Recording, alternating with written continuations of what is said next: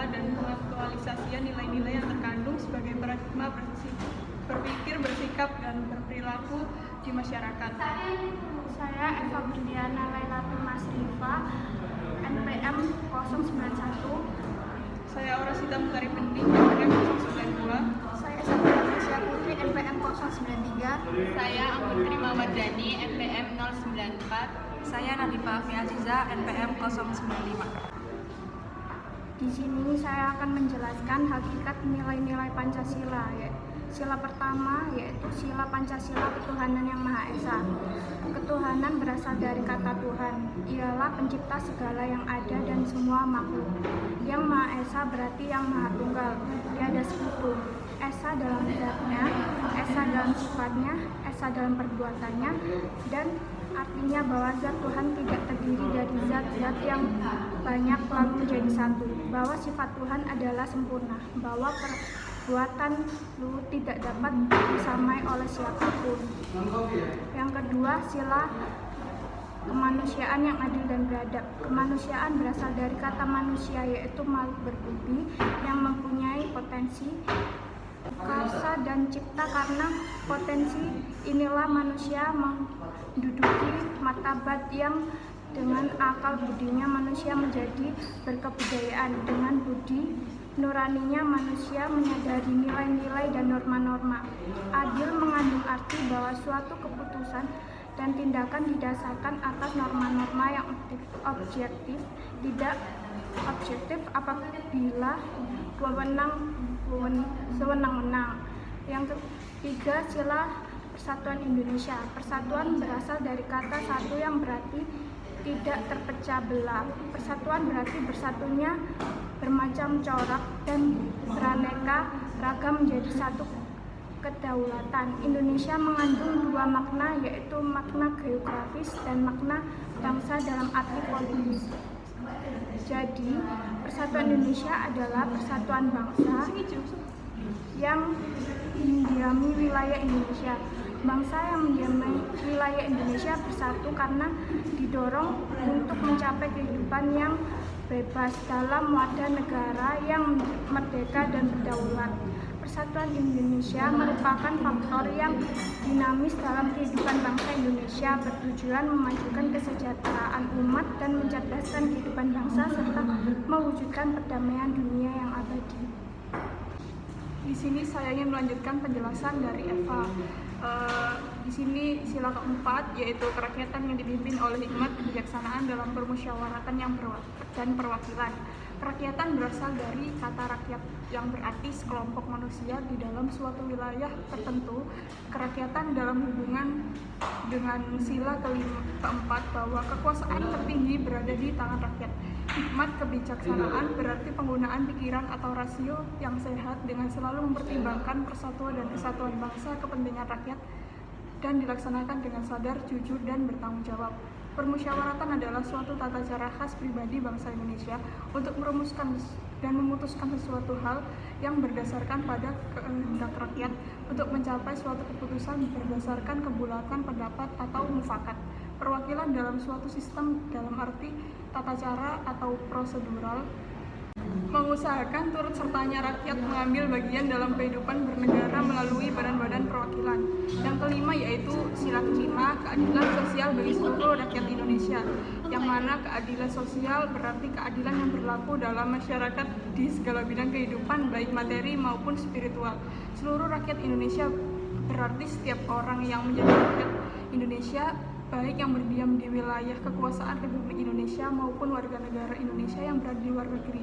Jadi sila kelima berarti bahwa setiap orang mendapatkan perlakuan yang adil di bidang hukum, politik, sosial, ekonomi, dan budaya.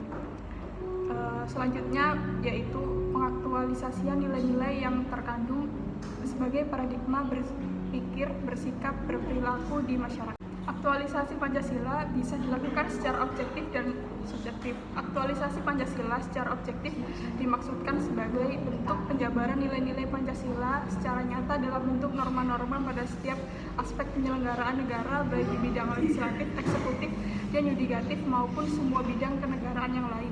Aktualisasi nilai-nilai Pancasila secara objektif terutama berkaitan dengan peraturan perundang-undangan Indonesia.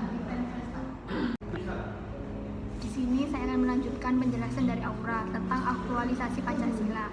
Aktualisasi nilai-nilai Pancasila secara subjektif dimaksudkan sebagai upaya merealisasi penjabaran nilai-nilai Pancasila dalam bentuk norma-norma ke dalam diri setiap pribadi, perseorangan, setiap organ negara, setiap individu, setiap penduduk, setiap penguasa, dan setiap orang Indonesia.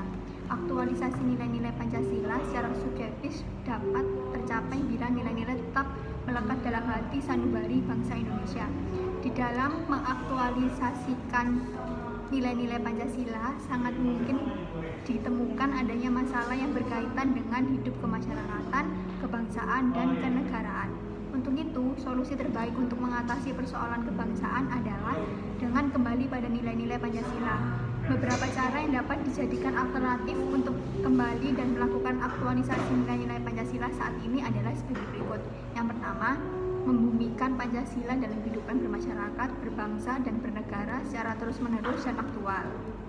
Yang kedua, aktualisasi melalui internalisasi nilai-nilai Pancasila, baik melalui pendidikan formal maupun non-formal.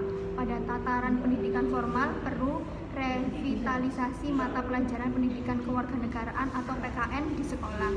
Sebagai sebuah nilai, Pancasila tidak cukup hanya dipelajari, tetapi harus diresapi, dihayati, dan dipahami secara mendalam.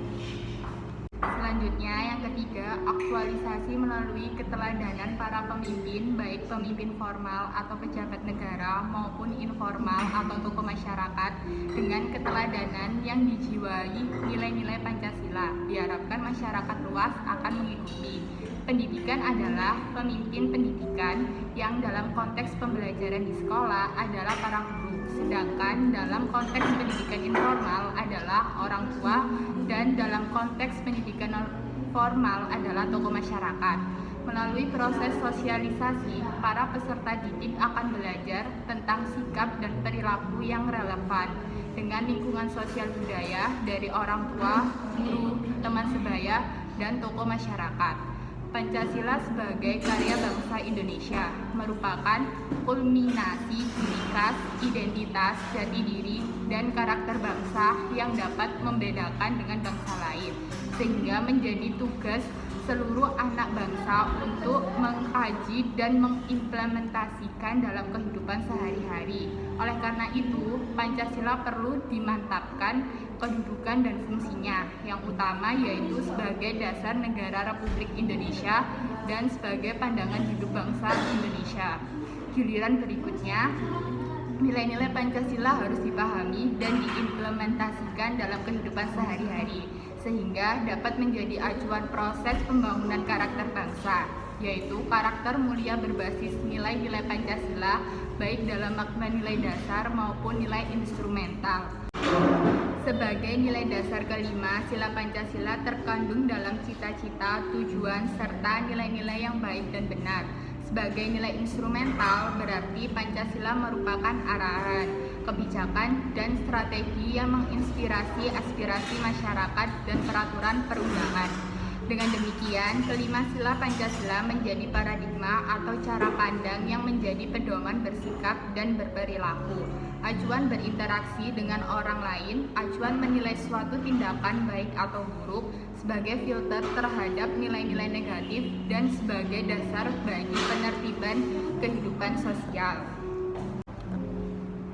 Selanjutnya, kelima sila Pancasila menjadi paradigma atau cara pandang yang menjadi pedoman bersikap dan berperilaku, acuan berinteraksi dengan orang lain, acuan menilai suatu tindakan baik atau buruk sebagai filter terhadap nilai-nilai negatif, dan sebagai dasar bagi penertiban kehidupan sosial.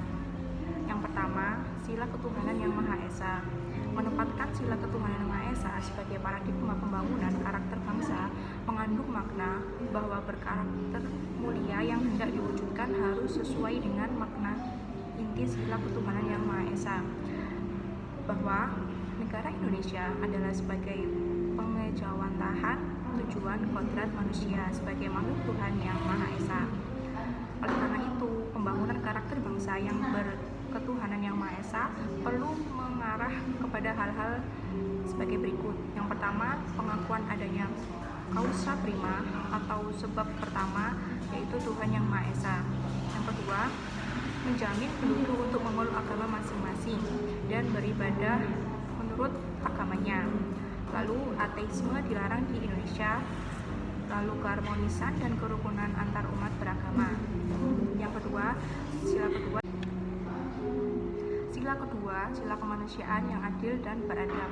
Nilai kemanusiaan yang adil dan beradab bersumber pada dasar filosofis dan sosiologis bahwa hakikat manusia adalah susunan kodrat jasmani dan rohani. Kodrat sebagai makhluk individu dan sosial, kedudukan kodrat sebagai makhluk pribadi makhluk Tuhan yang Maha Esa. Karakter bangsa kemanusiaan yang adil dan beradab dapat ditunjukkan dengan hal-hal sebagai berikut.